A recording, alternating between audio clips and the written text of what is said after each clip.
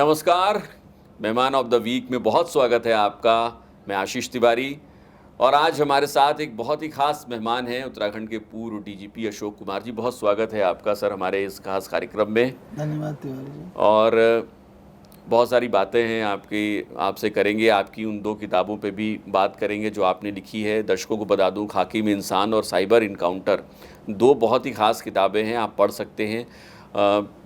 शुरुआत आपकी जो शुरुआती ज़िंदगी रही, आईआईटी की आपने, जहाँ तक मुझे जानकारी है, दिल्ली से, और उसके बाद फिर खाकी पहनने का इरादा कैसे आया? देखिए, मैं जो है ना हरियाणा के एक छोटे से गांव से बिलोंग करता हूँ। अच्छा। और मैथमेटिकली बहुत शार्प था, इसलिए लकीली मैं आईआईटी दिल्ली में आ गया। किंतु 12वीं की क्लास एक ऐसी क्लास होती है जब बच्चे को पता नहीं होता वो लाइफ से क्या चाहता है। खास तौर पे जो ग्रामीण इलाकों से आते हैं बच्चों को, उनके लिए तो बहुत। तो टीचर्स ने बताया भी ये टॉपर है लड़का, इसको आज इंजीनियर बनना चाहिए, डॉक्टर बनना चाहिए। तो उस वजह से हम इंजीनियरिंग लाइन में आ गए और आईआईटी में एडमिशन। मतलब एक रवायती तरीका जो शुरू से रहा है। तो पता नहीं था इंजीनियरिंग है क्या। तो मैं वहाँ जा कर के मुझे पता चला कि जो एक इंजीनियरिंग का माइंड सेट होता है वो मेरे इंटरेस्ट की चीज़ नहीं है। अच्छा। मैथमेटिकली तेज जरूर हूँ, किंतु जैसे जो डिजाइन और नई प्रोडक्ट्स डिजाइन करना, उधर मेरा बिल्कुल इंटरेस्ट नहीं है। तो जब मैंने अपनी इंडस्ट्रियल ट्रेनिंग की 3rd ईयर के बाद, जो मैंने उषा फैंस कलकत्ता में की थी, अच्छा, तो वहाँ मुझे एहसास हुआ कि मैं तो गलत जॉब में आ गया। क्योंकि वहाँ वो मशीनें घूमती रहती थी। बहुत साफगोई से आपने स्वीकार कर लिया। यस, रोटर बनते रहते थे, अपना मशीन जैसे पंखे के होते हैं। तो मुझे दिन में 8 घंटे काटना बड़ा मुश्किल होता था। अच्छा। मैंने कहा एक ऐसा काम जहाँ मुझे 8 घंटे भी मुश्किल हो रहा है, तो मैं ज़िंदगी भर ऐसे जॉब को कैसे एंजॉय करूँगा। काम तो आपका वो होना चाहिए जो आपको दिल और दिमाग दोनों से पसंद हो, है ना। तो इसी सोच के तहत फिर मैंने सोचना शुरू किया और फिर मैंने आइडिया जो लोगों से भी डिस्कस किया, तो यही आया कि जितनी सिविल सर्विसेज हैं ये बेटर सर्विसेज हैं। यहाँ पब्लिक से डायरेक्ट टच में रहते हो, उनकी सेवा करने का मौका भी मिलता है और आप ज़िंदगी में, लोगों की ज़िंदगी में फ़र्क भी ला सकते हो और आपको अपना इम्पैक्ट भी सीधे सीधे दिखता है कि जो आप कर रहे हो उसका इम्पैक्ट सीधे सीधे दिखता है। और आप सिस्टम का एक हिस्सा हो जाते हैं तो आप कुछ बदलाव भी ला सकते हैं। यस, वही तो कि एक नहीं लाखों लोगों की ज़िंदगी में बदलाव ला सकते। तो ये मैंने इस सोच के साथ फिर मैंने निर्णय लिया, उसी जो मेरा फाइनल ईयर था कि अब सिविल सर्विसेज में जाना है, अब इंजीनियरिंग की नौकरी नहीं करनी है। तब मैंने सिविल सर्विस की तैयारी करना शुरू। तो मुश्किल तो रहा होगा, क्योंकि आप जैसा बता रहे हैं फैमिली बैकग्राउंड से, जिस बैकग्राउंड से आप आ रहे थे, वहाँ से थोड़ा मुश्किल तो रहा होगा सिविल सर्विसेज की तैयारी करना। कन्विंस भी करना मुझे लगता है मुश्किल था क्या? नहीं, कन्विंस तो कुछ नहीं। हमारे पेरेंट्स तो बेचारे गांव में थे, उन्होंने कहा हम तो जानते नहीं आईआईटी है क्या, नहीं हमें आईएएस आईपीएस पता, तो तुम हमसे ज़्यादा जानते हो तो यू डिसाइड। अच्छा। उनका ये था भी आप फ्री हो, आप हमें क्या पता। सच भी बात है। अब मैं तो उन्हें पता ही नहीं ना कि आईआईटी क्या चीज़ है, क्या डिफरेंस है बाकी इंजीनियरिंग कॉलेज में, इसमें और फिर सिविल सर्विसेज में और इंजीनियर में क्या फ़र्क है। बोले आप ज़्यादा जानो भी, आप जो डिसाइड करो। तो उन्होंने तो मुझ पे छोड़ा हुआ था। टफ तो था ही था, क्योंकि जैसा मैंने कहा कि आईआईटी में आना मेरे लिए उतना टफ नहीं था। वो मेरा मैथमेटिकल मेरा मैथ था, तो आगे सेलेक्ट हो गए। जबकि एग्ज़ाम वो भी बहुत टफ है, आपको पता है। तब 2 लाख देते थे, 10 लाख आदमी दे रहे। तो एग्ज़ाम सिविल सर्विस भी टफ है, बट सिविल सर्विसेज की तैयारी अपने आप में ज़्यादा टफ लगी मुझे, क्योंकि यहाँ आपको खाली दिमाग ही नहीं, खाली आईक्यू ही नहीं, और भी 10 चीज़ें चाहिए। हार्ड वर्क चाहिए, परसिवरेंस चाहिए, स्ट्रॉन्ग विल पावर चाहिए, स्मार्ट वर्क चाहिए, साथ साथ थोड़ा बहुत लक भी चाहिए। आज का दौर कितना बदला होगा सिविल सर्विसेज में, अगर कोई जाना चाहता है तो? दौर तो देखिए बहुत चेंज हो चुका है, क्योंकि हमारे टाइम में 2 लाख लोग देते थे, अब 13 लाख दिए। मेरी बेटी अभी आई, कुहू, वो भी आईपीएस में आई है, तो इसी साल। तो उसको जो है हमारे टाइम में 2 लाख थे, अब 13 लाख है। तो 13 लाख के वजह शॉर्ट लिस्ट होके आ रहे थे। हमारे टाइम में आते थे 10,000, अब आ रहे हैं वही 10 से 12,000। तो जो प्रिलिमिनरी एग्जाम बहुत टफ, जो देने वाले हैं वो बहुत ज़्यादा बढ़ गए, और प्रिलिमिनरी में जो वो है बहुत ज़्यादा आउट हो जाते हैं प्रीलिम्स जो है। तो वो हमारे टाइम में इतना टफ नहीं था, हम मान के चलते थे प्रीलिम्स तो हो ही जाएगा।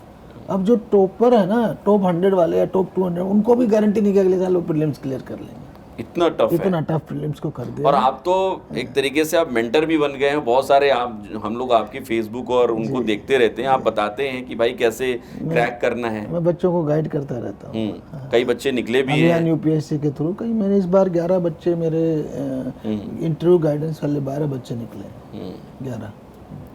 आईपीएस ही क्यों? आप जब आए तो देखिए, मैं तो साफ वही कहूँ तो आईपीएस का ही मेरा रैंक मिला। एक रैंक आता है ना आपको अच्छा, हाँ NCA बिल्कुल, से। हाँ रैंक दी जाती है आपको। तो उस रैंक के हिसाब से मुझे आईपीएस ही मिला। तो जैसे कई बार क्या होता है ना, नेचर आपको अपनी चॉइस की चीज वहां तक ले जाता है। हाँ, तो मुझे ऐसा लगा कि this was the best job for me, क्योंकि मोस्ट सूटेड। उसके बाद 35 साल तक मैंने पीछे मुड़ के नहीं देखा। मैंने हमेशा कहा कि my job is my hobby, my work is my hobby. तो मैं उसमें खोया रहा। जिसको मुझे कभी पढ़ाकू नहीं मानते थे, और पूरी आईपीएस में मुझे सबसे ज्यादा वो मानते थे हार्ड वर्किंग आदमी थ्रू आउट माई सर्विस, कि ये सबसे हार्ड वर्किंग, बिकॉज मुझे पसंद आया काम।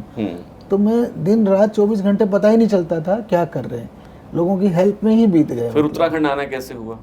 उत्तराखंड आना भी जस्ट बाई चांस। पहले ही एक तो मैं 4 बार यहाँ नौकरी कर चुका था। अच्छा। हाँ, मैं यूपी रहते रहते मेरी 4 पोस्टिंग हुई उत्तराखंड में, रुद्रपुर, चमोली, हरिद्वार, नैनीताल। अच्छा। हाँ, जो और किसी भी अधिकारी की नहीं हुई थी।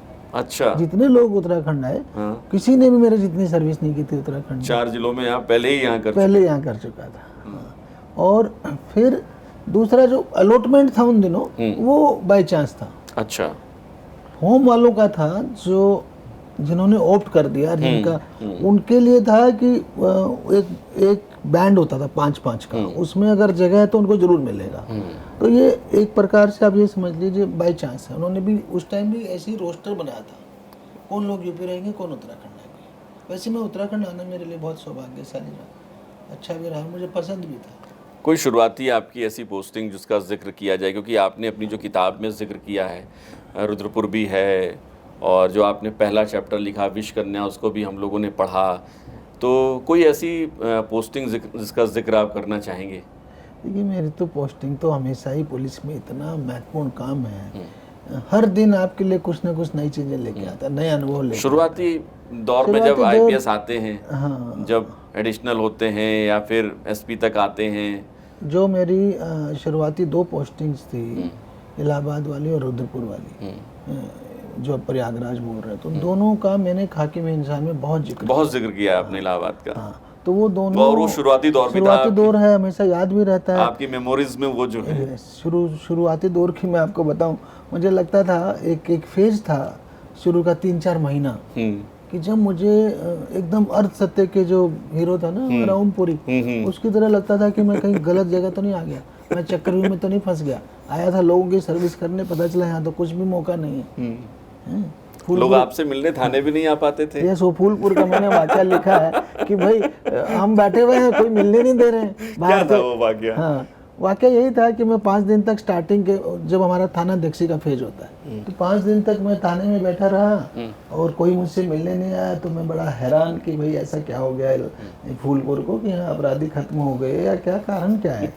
तो समझ ही नहीं आ रहा था। 5वें दिन जब मैं पूरा दिन वहाँ खाली बैठ करके वापस जा रहा था, अपने जहाँ मैं गेस्ट हाउस में रुका हुआ था, जीप में जा रहा था, तो मेरे जीप के बाएं हाथ को मैंने 20-30 लोगों की भीड़ देखी चाय की दुकान पे।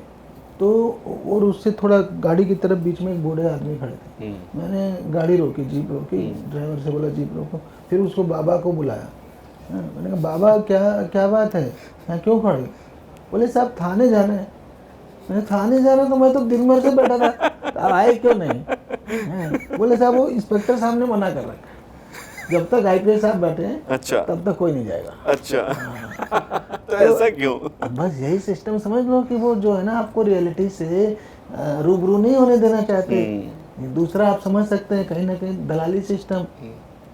अच्छा, कहीं ना कहीं दलाली सिस्टम का ही तो वो हुआ कि थानों की बहुत सारे, मतलब ये दुर्भाग्य है हमारा। बड़ी बात कह रहे हैं, ये दुर्भाग्य है, बड़ी बात जरूर कह रहा हूँ, किंतु आप ये समझिए कि आदमी सीधा हिम्मत नहीं करता थाने आने की, उसको कहीं ना कहीं डिस्करेज करता है हमारा सिस्टम। और फिर वो थाने के बाहर कोई ना कोई ऐसा तंत्र बन जाता है जिसको हम दलाल तंत्र कहें, जिसको जो फिर आपको हिम्मत दिलाता है कि आप थाने आएंगे, उसके थ्रू आएंगे, किसी न किसी माध्यम से आएंगे, गलत है। बदलाव हुआ? मैंने तो पूरी जिंदगी इस परंपरा को तोड़ा।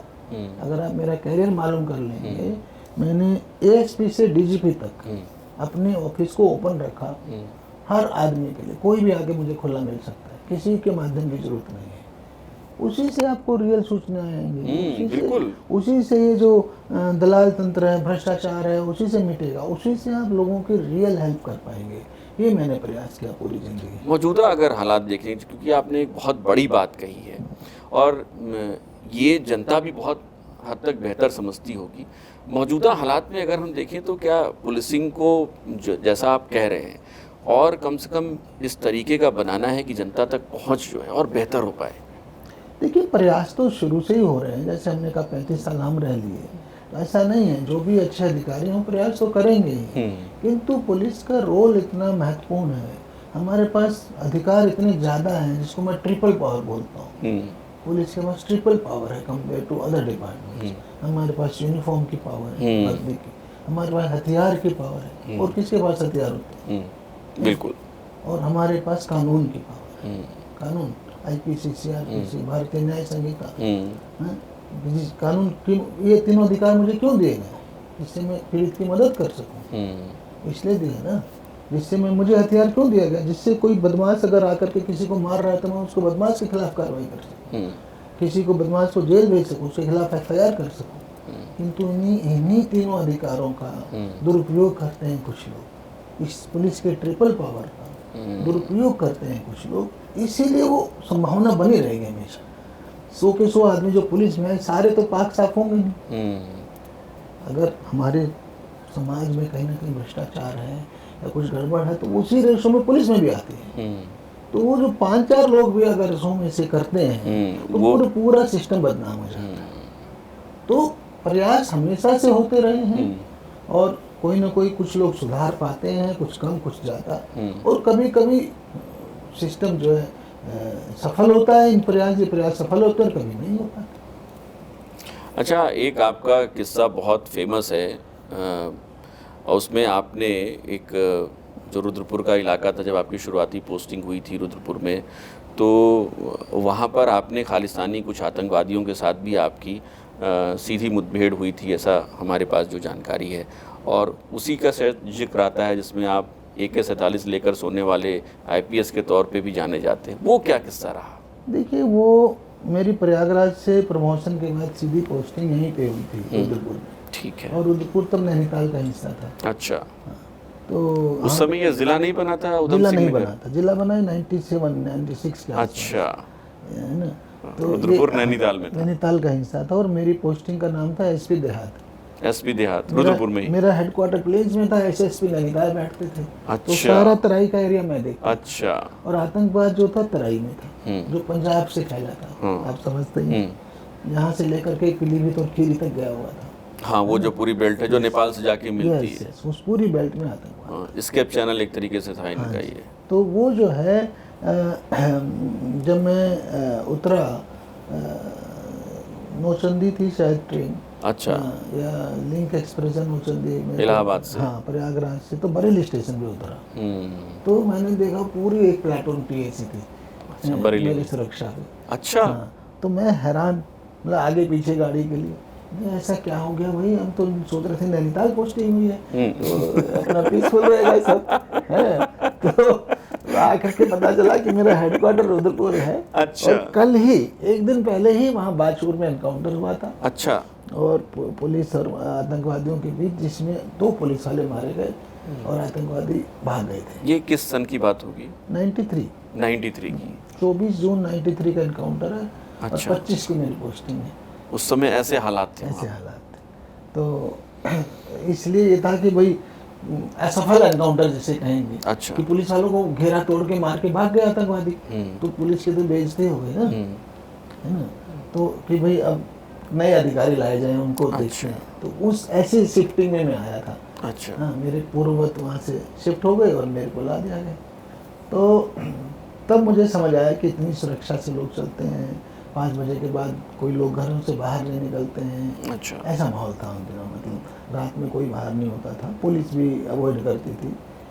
तो फिर मैंने धीरे धीरे समझा माहौल को, धीरे धीरे स्थिति पे ग्रिप लिया, कमांड लिया, और ये इस परंपरा को दूर किया कि प्लेटून साथ लेके चलेंगे। अच्छा। एक सुरक्षा का माहौल हम क्रिएट करेंगे, लोगों को साथ लेके चलेंगे, पब्लिक के साथ मैं जुड़ना शुरू किया, मंचों पे बोलना शुरू किया, कोई नहीं बोलता था मंचों पे हम लोग। तो एक गलत परंपरा चल रही थी जिले में कि जो आतंकवादियों को शरण के नाम से बहुत सारे लोग गिरफ्तार थे। अच्छा। मान लो 10 लोग गिरफ्तार हैं टाडा में, तो हाँ उस समय टाटा था। तो एवरेज ये होती थी कि 2 होंगे आतंकवाद वाले, 8 होंगे उनको शरण देने वाले। तो मैंने कहा यार शरण कोई बेचारा खुशी खुशी थोड़ी दे रहा है, वो तो AK-47 के नोक पे दे रहा है। किसी के आतंकवादी पहुंच जाएंगे, खाना पहुंचा देना, क्या करेगा बेचारा?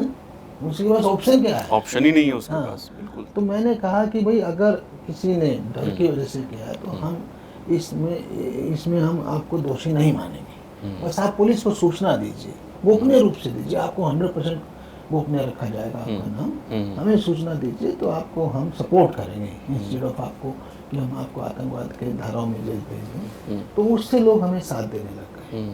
तो पहला काम मैंने किया था कि अपनी इतनी बड़ी लंबी चौड़ी सुरक्षा खत्म कर दी कि जिससे लोगों में कॉन्फिडेंस आएगा। जो SP कोई असुरक्षित महसूस कर रहा था, आम आदमी कैसे सुरक्षित महसूस कर रहा है। ये जरूर था कि अपनी सुरक्षा के लिए 2 काम हम हमेशा करते थे कि बेडरूम में AK-47 टंगी रहती थी हमेशा। हाँ हमेशा भी, क्योंकि हमारा बंगला भी ओपन में ही है। फिर आप जब भी देखेंगे जो चौराहे के पास ही है, उन दिनों आसपास मोस्टली खेती होते थे, जाने कहाँ से अटैक आ सकता है। आतंकवादी तो गन्ने में छुपते थे, फिर जाने कितने बजे आपको अचानक से एनकाउंटर के उसमें निकलना पड़े, मतलब। और ऐसे ही गाड़ी में भी। अच्छा। गाड़ी में तो हमेशा बगल में AK-47 रहती थी सीट के साथ हमारे साथ। अच्छा। उनका भाई जाने कहाँ से फायरिंग है, तो एक साथ सबको पोजीशन लेनी पड़ेगी। कैसे इरिडिकेट किया आप लोगों ने उसको फिर खालिस्तानी, क्योंकि बहुत बड़ा उस समय बताते हैं कि वहाँ पर बेस बना लिया था उन्होंने। बहुत बड़ा बेस था। अकेले नैनीताल में 100 घटनाएं हुई थी। मैंने पूरा चार्ट बनाया था आतंकवादियों पर, 44 लोगों का चार्ट बना था, 44 आतंकवादी, और 100 घटनाएं थी, लगभग 300 लोग मारे गए थे। ये नैनीताल जनपद का आज की डेट में 2 जनपद हो गए, नैनीताल और उधम सिंह। हाँ बिल्कुल। ठीक है, कुल मिला के उधम सिंह नगर ही था। नैनीताल पे तो पहाड़ पे तो कोई घटना हुई नहीं थी, एक आध काला डूंगी में थी। तो इन 2 जिलों का मिलाकर के 100 घटनाएं, लगभग 300 लोगों की डेथ, जिनमें से करीब करीब 30 पुलिस वाले थे। ओहो। तो बहुत खतरनाक फेज था। कहीं ना कहीं पंजाब का इम्पैक्ट था, पंजाब से भी खत्म होना शुरू हुआ, उससे भी हमें सहायता मिली। फिर मैं 93-94 रहा, इसके बाद 100% खत्म हो गया। उसके बाद कोई घटना हुई नहीं वहाँ आतंकवादी। हमारी लास्ट घटना थी जिसमें हमने एनकाउंटर किया है। अच्छा। जो एनकाउंटर हुआ था जनवरी 94 में, 22 जनवरी 94 को, और उसमें 2 आतंकवादी मारे गए। लगभग 3 घंटा चला, 3000 गोलियां चली उसमें। 3000 गोलियां चली। एक्चुअली वो गन्ने के खेत में थे, हम बाहर थे।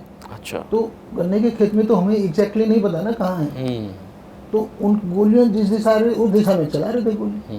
फाइनली 2-3 घंटे बाद जाकर के गोली चलना बंद हुआ, तो समझे कि भाई खत्म हो गए होंगे। फिर जाके ढूंढा उनको। अच्छा। तो बहुत ही मतलब एक अब तो हालांकि फिलहाल वहाँ पर पूरा उधम सिंह नगर इस तरीके की घटनाओं से दूर हो चुका है। नहीं, अब तो आतंकवाद तो ये मैंने बताया आखिरी इंसिडेंट था, उसके बाद। अच्छा, एक चमोली का भी जिक्र आना ज़रूरी है कि आपकी एक चमोली पोस्टिंग का भी किस्सा है, वो भी हमारे दर्शकों को आप ज़रूर बताइएगा। नहीं, चमोली पोस्टिंग का एक किस्सा नहीं है, किस्से तो मैं कई बार मैंने अपने यात्रा वृत्तांत कहीं ना कहीं पोस्ट किए सोशल मीडिया पे। बट सबसे महत्वपूर्ण बात ये थी चमोली की कि मैं जब SP चमोली बन के गया एज इंडिपेंडेंट, वो मेरा पहला जिला था। अच्छा। और रुद्रपुर से ही मैं चमोली चढ़ा दिया गया। रुद्रपुर में नंबर 2 था। अच्छा। मेरे SSP नैनीताल बैठते थे, है ना। तो मैं इंडिपेंडेंट बना तो मैं चमोली गया, और बद्रीनाथ जी, केदारनाथ जी, वहाँ भी तब दोनों एक ही जिले में थे। अच्छा, दोनों एक ही जिले में थे। आजकल 2 जिलों में। हाँ, रुद्रप्रयाग और चमोली। तो रुद्रप्रयाग भी नहीं बना था। अच्छा। हाँ। तो मैं शुरू से ही, जैसे गंगा जी की सेवा का मौका मिला हो, तो ऐसे ही बद्रीनाथ जी, केदारनाथ जी दोनों की सेवा में पहुंच गए। और बस हमने यात्रा शुरू कराई ही थी। अच्छा। महीना हुआ था कि वो उत्तराखंड आंदोलन शुरू हुआ। शुरुआती दौर में उत्तराखंड आंदोलन नहीं था वो, वो था रिजर्वेशन के खिलाफ। अच्छा। उत्तर प्रदेश सरकार ने, तत्कालीन उत्तर प्रदेश सरकार ने एक अध्यादेश निकाल करके, कुछ ऑर्डर निकाल करके जो ओबीसी आरक्षण था उसको इंस्टीट्यूट्स में भी लगा दिया। अच्छा। कॉलेजेस में। अच्छा। ठीक है, यूनिवर्सिटी में। तो पहाड़ पे ओबीसी है नहीं। हाँ। उन्होंने कहा हमारी सीट ये लोग कैसे आरक्षित हो जाएंगे।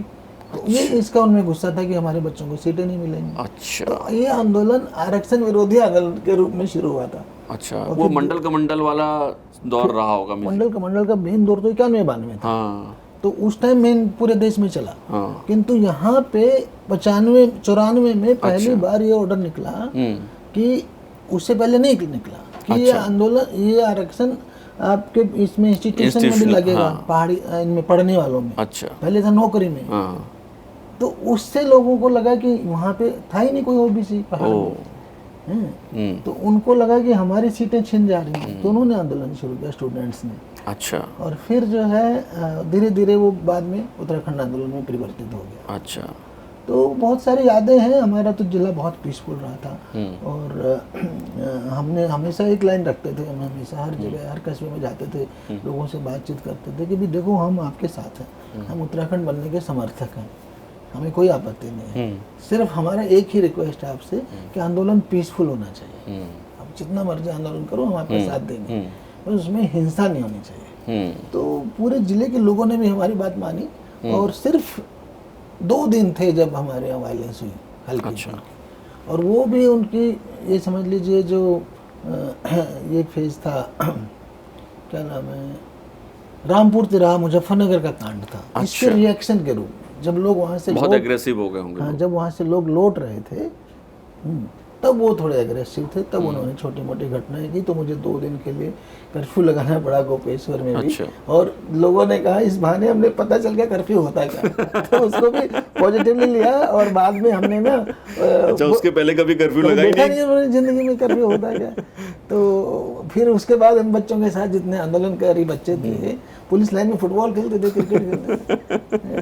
तो अच्छा फेज था। मतलब I really enjoyed my Chamoli posting. आप इतने बड़े पद पे रहे, पुलिस के मुखिया रहे उत्तराखंड में, ऐसा क्या रहा जो आप नहीं कर पाए, आपको अभी भी टीस हो कि शायद मैं ये कर पाता, ऐसा कुछ है? देखिए, पुलिस में तो करने को बहुत सारी चीज़ें होती हैं। हमारे लिए जो सबसे बड़े चैलेंज थे, जो मैंने अपने लिए वो किए थे आइडेंटिफाई, वो था ड्रग्स, साइबर सुरक्षा, ट्रैफिक और महिला सुरक्षा। तो पहले तीनों में ये मैं ये नहीं कह सकता कि मैं 100% सफलता मिल गई। लगे रहे, हमने काफ़ी कंट्रोल किया। देश के बेस्ट स्टेट्स में से थे जो हम साइबर क्राइम पे हमने काम किया। इसीलिए किताब लिखी है मेरी, साइबर एनकाउंटर्स। बिल्कुल, दर्शकों को बता दूं, साइबर इनकाउंटर नाम की एक किताब लिखी है अशोक कुमार जी ने। आप इसे पढ़ सकते हैं साइबर के बारे में। अच्छा, पिछले कुछ सालों में हमने देखा, और ख़ास तौर पर उत्तराखंड में भी हमने देखा है कि साइबर अपराध बहुत तेज़ी से बढ़ रहे हैं। इनको रोकने का मैकेनिज़्म जो है, क्या पुलिस को एक ट्रेडिशनल तरीके से अलग जाकर सोचना होगा, या एक अलग विंग हमको और ज़्यादा डेवलप करनी होगी? मैं इसलिए पूछ रहा हूँ क्योंकि अब जब आर्टिफिशियल इंटेलिजेंस का ज़माना आ जा रहा है, खुद पुलिस वाले ऐसे ट्रैप में फंस जा रहे हैं। देखिए, साइबर एनकाउंटर्स मैंने लिखी ही इसलिए है कि साइबर क्राइम की वॉल्यूम बहुत ज़्यादा है। देश भर में 2022 का डाटा मैं बता रहा हूँ, 14 लाख से ज़्यादा कंप्लेंट्स थे। उत्तराखंड में 14,000 प्लस। इतना ही हमारा सारा आईपीसी क्राइम है। तो आप सोचिए, जितना पूरा आईपीसी क्राइम है उसके बराबर अकेला साइबर क्राइम है। तो इसको हैंडल करने की हमारी कैपेसिटी नहीं है। और विद एआई तो और ज़्यादा तेज़ी से बढ़ेगा। क्यों? एक आदमी जो है ना, एक जगह बैठा, कहीं झारखंड में बैठा है, मेवात में बैठा है, एक दिन में 100 क्राइम कर देता है। फिजिकल करना पड़ा कितना मुश्किल होगा ना। 1 कर लेगा, 2 कर लेगा मैक्सिमम चोरी। बिल्कुल पकड़ा जाता है, फिर आपको भागना होता है उसको, है कि नहीं? तो फिजिकल क्राइम करने में और ये जो एक प्रकार से डिजिटल क्राइम करने में बहुत बड़ा फर्क है। कि वो एक तो हजारों मील दूर बैठे हैं, उनको मौके पे आने की जरूरत नहीं। और एक वो सारा का सारा काम मोबाइल से हो जा रहा है। यानी कितने सारे आपने सबको एक वो भेजा, जाल फैलाया, 1000 लोगों को भेज दिया, उनमें से 10 20 50 फंस गए, उन सारे के सारे आप OTP से नंबर दिए, मतलब पैसा आपका ड्रॉ होता है। हाँ बिल्कुल। तो इसकी वॉल्यूम बहुत ज़्यादा है, और पुलिस के पास इतनी स्ट्रेंथ अभी है नहीं, और ट्रेंड भी लोग नहीं है पुलिस के, जबकि केंद्र सरकार ने एक I4C करके गठित किया है। अच्छा। हाँ, Indian cyber crime coordination centre. अच्छा। उसका फायदा भी हो रहा है, पर अभी बहुत रास्ता तय करना है। बैंकों को, टेलीकॉम को, अभी बहुत सारे खाते बंद हुए, आपने देखा होगा, बहुत सारे टेलीफोन के वो भी बंद हुए हैं, सिम कार्ड सख्त भी हुई है सरकार, सिम कार्ड सख्त भी है, तो उसको और ज़्यादा सख्ती आपने एक जिक्र किया अपनी कानून किताब भी में। और ज़्यादा सख्त करना पड़ेगा। ये कानून में 3 साल की सजा, क्या फ़र्क पड़ता है उनको? अच्छा। कानून बहुत ज़्यादा सख्त करना पड़ेगा इनके खिलाफ। आपने जिक्र किया कि एक केस का, जहाँ तक मुझे याद आता है, जो अरुणाचल वाले केस का जिक्र किया आपने अपनी किताब में, कि कैसे आप वहाँ पर पकड़ के आपकी टीम लेके आई थी। तो ये जो लोग हैं, और ख़ास तौर पे आर्टिफिशियल इंटेलिजेंस को कितना चुनौतीपूर्ण आप मान रहे हैं, क्योंकि हम लोग लगातार इसके शिकार हो रहे हैं, लोग शिकार हो रहे हैं। देखिए, चुनौतीपूर्ण तो मैंने बोला ना, इसकी चुनौती के पैमाने ही अलग है। वॉल्यूम बहुत ज़्यादा है, क्रिमिनल हजारों कोस दूर बैठा है, कोई विदेश में बैठा है, तो उनको पकड़ के लाना आसान नहीं होता। उसके फुटप्रिंट्स बहुत कम होते हैं, फिजिकल फुटप्रिंट्स 50 मिल जाएंगे आपको CCTV में, डिजिटल जो होते हैं वो भी उनको पीछे पड़े रही तो किसी और की KYC निकलेगी, किसी मजदूर के नाम से अकाउंट खोल रखा होता है।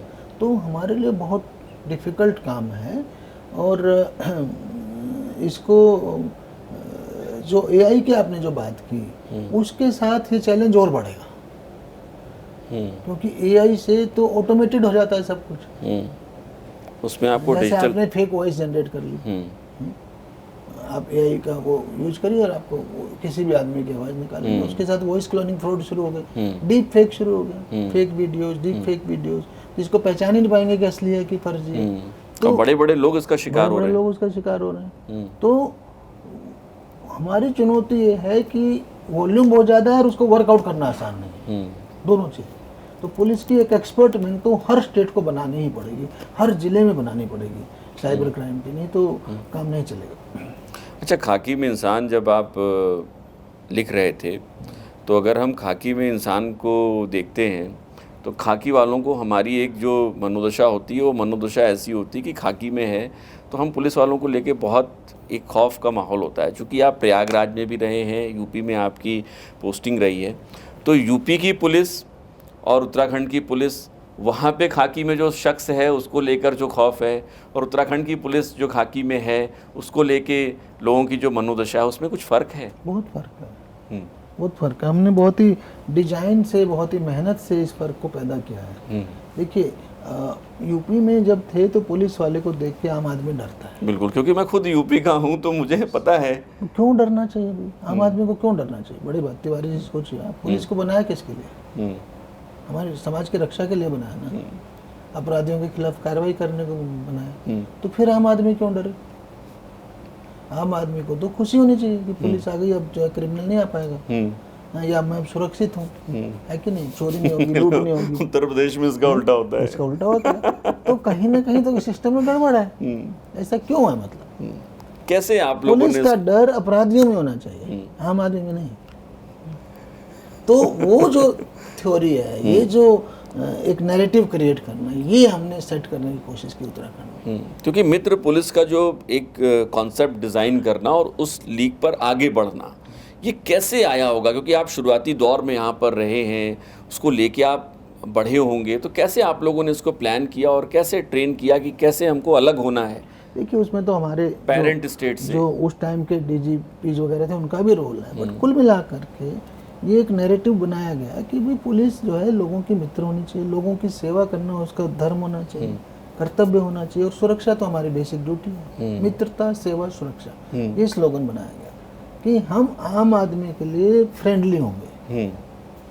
पुलिस का डर सिर्फ बदमाशों में, अपराधियों में होना चाहिए। तो वो नैरेटिव क्रिएट किया गया, लोगों की सुनवाई ज़्यादा की। मैं तो 3 साल, आपको पता है, DG और DG लॉ एंड ऑर्डर रहा, और कंटिन्यूटी में 3 साल DG, तो लगभग 6 साल मैंने ये काम किया लगातार कि लोगों का हर हालत में सुनवाई हो, उनकी कंप्लेंट को जो है थाना सुनेगा, नहीं सुनेगा तो एसपी सुनेगा, एसपी नहीं सुनेगा तो डीजी ऑफिस सुनेगा, और फिर जो नहीं सुना उसके खिलाफ कार्रवाई भी होगी। ये भी हमने सुनिश्चित किया कि जो है हर आदमी की प्रॉपर सुनवाई हो और आम आदमी को पुलिस को देख के खुशी हो। अच्छा, पिछले कुछ सालों में ऐसा क्यों लगता है, उसका इसलिए मैं सवाल ये पूछ रहा हूँ कि पुलिस के प्रति आम जनमानस में थोड़ा विश्वास कम सा हो रहा है या हुआ है, या कई बार पुलिस लोगों को विश्वास नहीं दिला पाती है। जैसे हम अगर हाल ही में जो अंकिता भंडारी हत्याकांड था, पुलिस ने अपना काम किया है, इन्वेस्टिगेशन चल रही है, चार्जशीट दाखिल हुई, सब कुछ हुआ। जब हमारे यहाँ जो मौजूदा डीजीपी हैं वो भी आए अभिनव कुमार जी से, उनसे भी हम लोगों ने लाइव ही सवाल पूछा, इसका लाइव शो में हमने पूछा, तो उनका भी कहना था कि एविडेंस को लाइए, हमने तो अपनी इन्वेस्टिगेशन कर ली है। लेकिन जो आम जनमानस के भीतर जो विश्वास है, ये घटना है, एक महज उदाहरण के लिए है, तो क्या हम कहीं लैग कर जाते हैं इस विश्वास को बनाए रखने में? देखिए, कई बार क्या होता है ना, मैं जो सोचता हूँ ये पर्टिकुलर केस की आपने बात की, नहीं, हमने जस्ट एक 2 दिन के अंदर ही पूरा केस वर्कआउट कर दिया, इवन डेड बॉडी रिकवर कर दी, अपराधी तीनों पकड़ दिए, जेल भेज दिए। तो मेरे विचार से पुलिस का काम इसमें बहुत अच्छा था। अब उसके बाद तो यही है कि हम तो एविडेंस के आधार पर जाएंगे ना, जिस चीज़ का एविडेंस है उसी पे मैं कार्रवाई करूँगा, जिसका एविडेंस नहीं है उस पर मैं नहीं आगे बढ़ सकता, मुझे कानून अलाउ नहीं करता। तो कहीं ना कहीं ये मामला जो है, मुझे लग रहा है कि जो विश्वास की कमी जो है, हमने कोशिश तो बहुत की कि लोगों को विश्वास दिला सके पूरा कि जो पुलिस कर रही है ट्रांसपेरेंटली कर रही है, ओपनली कर रही है, सब कुछ ओपन है। फिर भी अफवाहों का दौर, आजकल सोशल मीडिया ना, सोशल मीडिया बड़ा हावी हो गया कई चीज़ों पर, लोगों के सेंटिमेंट्स को वो डिसाइड कर देता है किधर जाना है। और कई बार क्या होता है कि कुछ चीज़ें जो है ना, जो हमारा लोकतंत्र है, उसकी वजह से भी कुछ चीज़ों को ना बहुत सारे रंग दे दिए जाते हैं, क्योंकि वो जो है ना लोगों को विश्वास में आने ही नहीं देना चाहते। कुछ लोग उस बात के पीछे लगे रहते हैं कि ये मुद्दा जिंदा रहे। जैसे पोस्टमार्टम की बात की गई, पूरे पैनल ने पोस्टमार्टम किया था, उसकी वीडियो भी हो रखी है, उसके सब कुछ है उसमें, जो कुछ कोई पुलिस में छुपाने को नहीं है, ओपन हो तो कोई भी वहाँ से लेकर देख सकता है। तब भी जाने 10 अफवाह फैला देगी पोस्टमार्टम को लेके। तो अफवाहों का दौर भी बहुत चलता है। मेरे विचार से तो जो बेस्ट पॉसिबल है वो या एविडेंस के आधार पे पुलिस ने किया है। अच्छा, अब तो आप एक नए दौर में हैं, नए रूप में हैं, अब वाइस चांसलर हैं आप हरियाणा स्पोर्ट्स यूनिवर्सिटी के, ये कैसा अनुभव है? देखिए, ये यूनिवर्सिटी भी नए फेज में है। मेरा तो पैशन था स्पोर्ट्स, और मैंने पुलिस में भी और उससे पहले भी हमेशा उसको फॉलो किया है। बैडमिंटन का मैं स्टेट उत्तराखंड का 12 साल प्रेसिडेंट रहा हूँ। हमारे बच्चे ओलंपिक में, लक्ष्य सेन खेल रहा है, हमारी अपनी बेटी इंटरनेशनल खेली, कोहूगर वर्ल्ड चैंपियनशिप खेली, और भी बच्चे हमारे इंटरनेशनल खेले हैं। तो मैं तो हमेशा स्पोर्ट्स को बहुत ही क्लोजली फॉलो करता रहा हूँ। तो उस रूप में आई होप कि इस नई चुनौती को मैं अच्छे से मैं एंजॉय करूँगा। पर ये नए फेज में यूनिवर्सिटी सेटअप हो रही है। वहाँ स्कूल है पुराना, 50 साल पुराना, किंतु उसी कैंपस को, जो बड़ा कैंपस है, स्टेडियम्स में हैं ढेर सारे, उसको हमें यूनिवर्सिटी के रूप में डेवलप करना है। तो हमारा विजन यही है कि हम वर्ल्ड क्लास फैसिलिटी क्रिएट करें, वर्ल्ड क्लास स्पोर्ट्स साइंसेज के कोर्सेज क्रिएट करें, जिससे बच्चों का और प्लेयर्स का भला हो। एक स्टेज आती है प्लेयर्स की कि उनको एक लगता है कि या तो पढ़ाई छोड़ें या खेल छोड़ें। अच्छा, बिल्कुल, क्योंकि दोनों एक साथ नहीं चल पाते। जबकि हम ये कोशिश कर रहे हैं, ऐसे कोर्सेज डिज़ाइन कर रहे हैं कि बच्चे को पढ़ाई भी नहीं छोड़नी पड़ेगी और खेल भी नहीं छोड़ना पड़ेगा, खेलते खेलते ही वो डिग्री पा जाएंगे। ऐसे हमारा प्रयास है। अच्छा, पॉलिटिक्स में आने क्या इरादा है? अभी तो कभी नहीं सोचा मैंने। सोचा नहीं है अभी? नहीं, बहुत लोग बोलते थे मेरे को डीजीपी से पहले, रिटायरमेंट से पहले, कि आप तो पक्का पॉलिटिक्स में हैं। चर्चाएं बहुत हैं इसको लेकर आपको। आप देखिए, अभी तक तो कुछ हुआ नहीं, क्योंकि अभी तक तो कोई इरादा नहीं है। हो सकता है आने वाले समय में, फ्यूचर तो किसने देखा है, बट कोई इरादा नहीं है। चलिए, बहुत बहुत शुक्रिया हमारे साथ बातचीत करने के लिए, हमारे साथ जुड़ने के लिए। तो ये थे फॉर्मर डीजीपी उत्तराखंड अशोक कुमार जी। इनकी 2 किताबें हैं। हम कोशिश करेंगे कि किसी एक एपिसोड में इनको खास तौर पे बुलाएं और उन 2 किताबों पर ही फोकस करके एक और एपिसोड इनके साथ निकाला जाए। फिलहाल आपका हमारे साथ जुड़ने के लिए, यहाँ पर आने के लिए बहुत बहुत शुक्रिया। और दर्शकों आपका भी शुक्रिया। अगर आप हमें YouTube पर देख रहे हैं तो चैनल को सब्सक्राइब करिएगा, बेल आइकन दबाना मत भूलिएगा, हमारा उत्साहवर्धन होता है। Facebook पर देख रहे हैं तो पेज को फॉलो ज़रूर करिएगा। नमस्कार।